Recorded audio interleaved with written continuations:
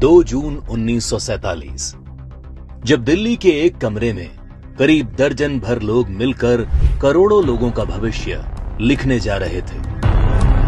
करीब 1.5 दशक से मुस्लिम लीग जिस पाकिस्तान की रट लगा रही थी, वो आज कागजों में उनके सामने सच होने जा रहा था। सिर्फ 2 हफ्तों में भारत के खंडित होने की योजना पर मोहर लग गई। भगवान राम के बेटे लव का बसाया लाहौर, ढाकेश्वरी माता का तीर्थ ढाका, गुरु नानक देव जी का जन्म स्थान ननकाना अब 2 टुकड़ों में बंटने जा रहा था।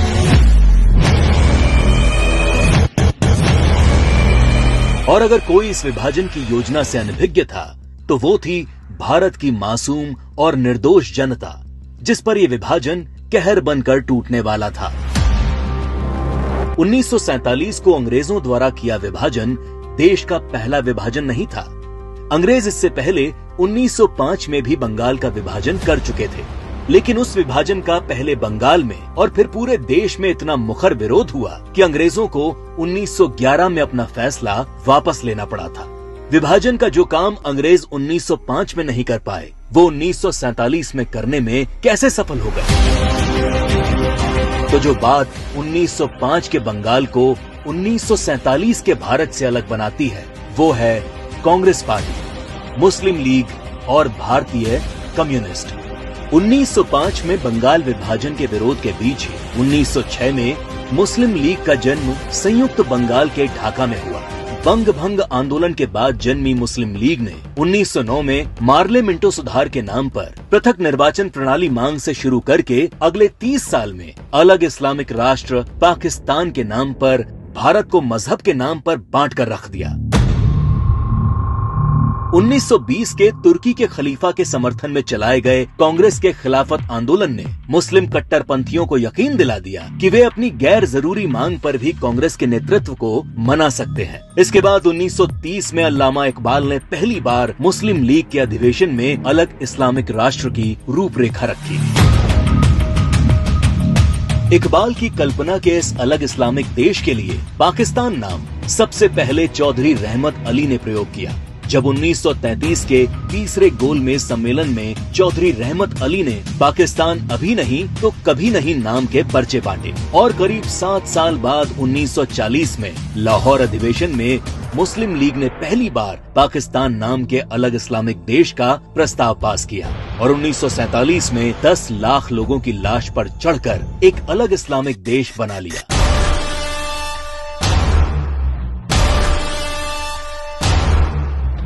और जिस भारत ने 1905 में बंगाल का विभाजन नहीं होने दिया, वो भारत 1947 में भारत विभाजन नहीं रोक पाया, क्योंकि कांग्रेस के जिन नेताओं पर लीग के सामने खड़े होने की जिम्मेदारी थी, उन्होंने अंत समय में बिना भारत के लोगों को विश्वास में लिए विभाजन का प्रस्ताव स्वीकार कर लिया।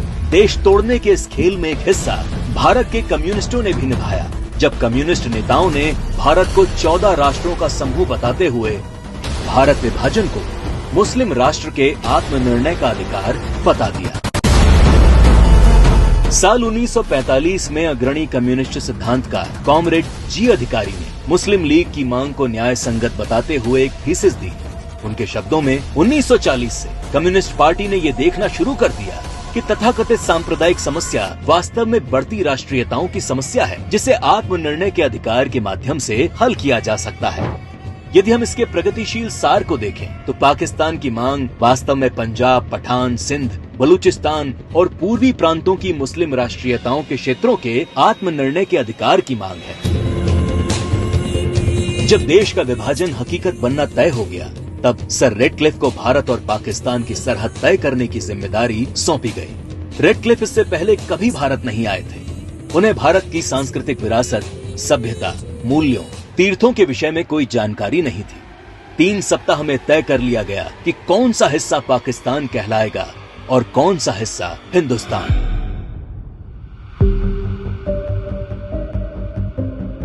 सदियों से एक जैसे इतिहास, भाषा, बोली, खान पान लिए रह रहे लोग, गांव और शहर रातों रात 2 देश बन गए। करीब 1.5 करोड़ लोग रातों रात बेघर हो गए और करीब 10 लाख से अधिक लोग इस विभाजन के नाम पर काल के गाल में समा गए। ये विभाजन जिसने आगे चलकर पूर्वी पाकिस्तान में एक नए नरसंहार को जन्म दिया। शहर के शहर रातों रात खंडर में बदल गए। शहर दर शहर दंगे और आगजनी शुरू हो गई। वो लोग जो हवेलियों में रहते थे वो अब रातों रात रिफ्यूजी बन चुके थे।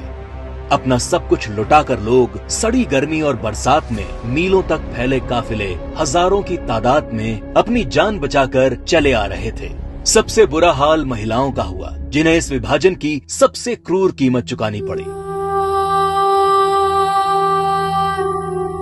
सैकड़ों महिलाओं का अपहरण और बलात्कार किया गया। 1940 के दशक में भारत की ही भांति नरसंहार झेलने वाले यहूदियों की विभीषिका को आज पूरा संसार जानता है। 27 जनवरी को आज पूरा विश्व होलोकास्ट दिवस के तौर पर मनाता है। लेकिन इस विभाजन की कभी न भूली जा सकने वाली त्रासदी को भारत की ही पूर्व की सरकारों ने कभी याद करने की कोशिश नहीं की। विभाजन विभीषिका दिवस 14 अगस्त का दिन विभाजन विभीषिका का स्मरण करने का दिन है। 14 अगस्त का दिन अटल जी की इन पंक्तियों को दोहराने का दिन है। तुम दूर नहीं खंडित भारत को पुनः अखंड बनाएंगे, गिलगित से गारो पर्वत तक आजादी पर्व मनाएंगे। उस स्वर्ण दिवस के लिए आज से कमर कसें, बलिदान करें। जो पाया उसमें खो न जाएं, जो खोया उसका ध्यान करें, जो खोया उसका ध्यान करें।